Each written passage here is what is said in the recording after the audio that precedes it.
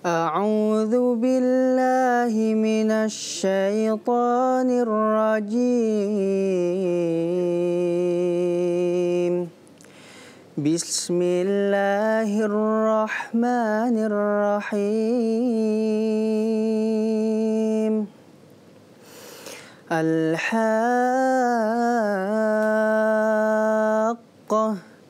mal-haqqah wa ma adraka mal-haqqah.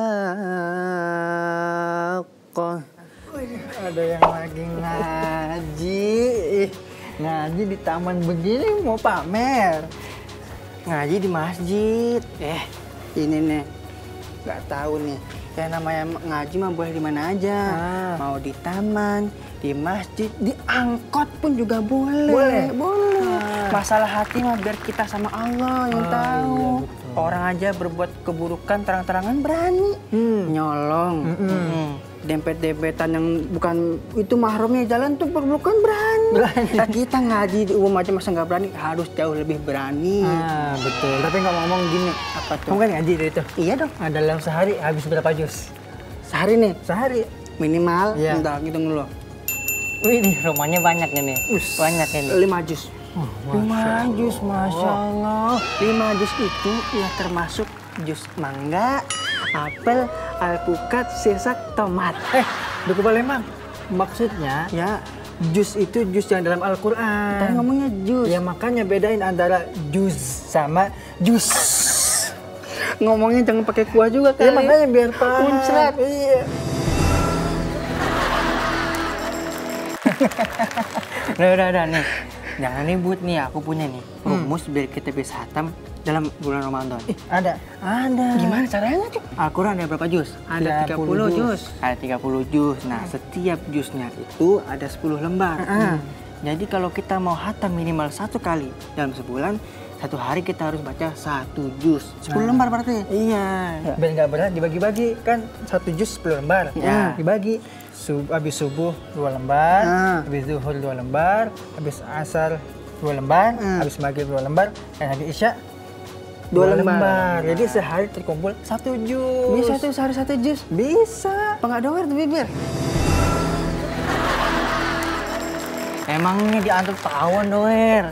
Justru semakin banyak kita baca Al-Quran di bulan Ramadan, pahalanya semakin banyak. Amin. Karena ini bulan Ramadan, pahalanya Allah lipat gandakan. Amin.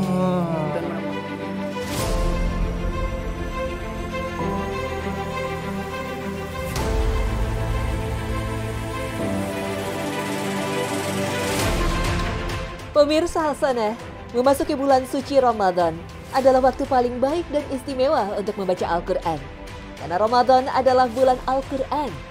Salah satu yang membuat bulan Ramadan menjadi bulan mulia adalah karena Al-Quran turun di bulan Ramadan. Turunnya Al-Quran di bulan Ramadan juga membuat malam Lailatul Qadar menjadi istimewa. Bulan Ramadan adalah bulan yang di dalamnya diturunkan Al-Quran sebagai petunjuk bagi manusia dan penjelasan-penjelasan mengenai petunjuk itu dan pembeda antara yang benar dan yang batil.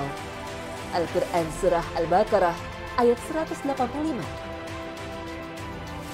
Bahkan, bukan hanya Al-Quran yang diturunkan saat bulan Ramadan, tetapi kitab-kitab suci yang diturunkan kepada nabi-nabi terdahulu juga diturunkan pada bulan Ramadan.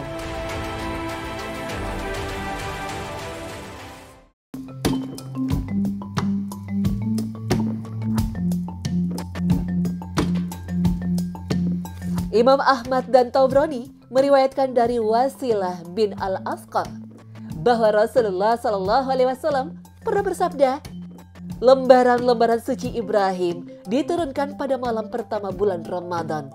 Taurat diturunkan pada hari ke-6 bulan Ramadan. Injil diturunkan pada hari ke-13 bulan Ramadan.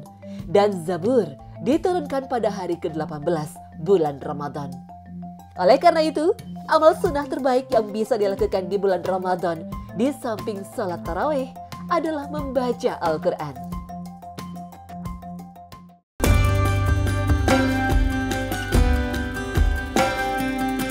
Rasulullah SAW setiap bulan Ramadan membacakan Al-Quran di hadapan malaikat Jibril. Ayat-ayat suci yang diterimanya dari malaikat Jibril selama setahun, beliau bacakan kembali kepada malaikat Jibril saat Ramadan.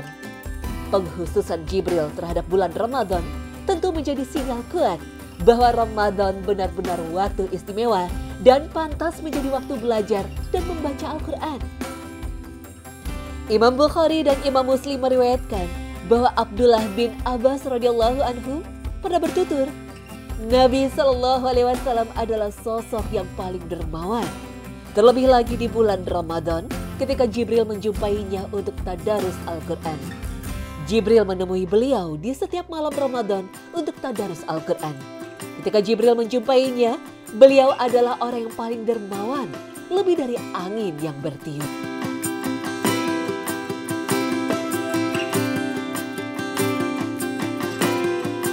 Meneladani perilaku Nabi ini, para sahabat menghidupkan malam-malam bulan Ramadan dengan menghatamkan Al-Quran. Umar bin Khattab misalnya pernah menyuruh Ubay bin Ka'ab dan Tamim Ad-Dari untuk mengimami salat tarawih.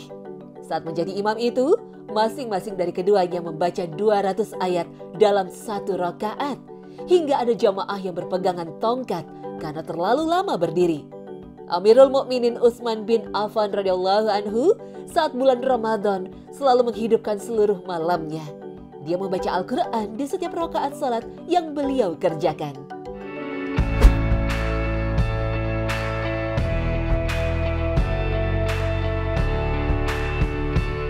Orang-orang soleh dari generasi setelah sahabat juga tidak pernah meninggalkan kebiasaan ini.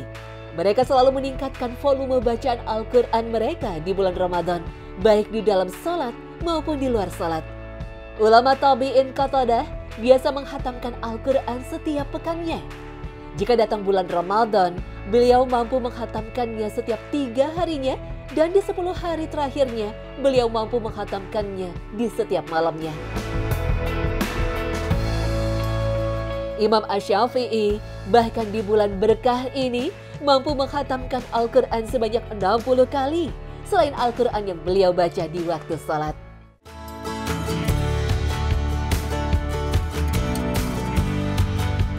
Dengan demikian, membaca Al-Quran di bulan Ramadan sangat dianjurkan.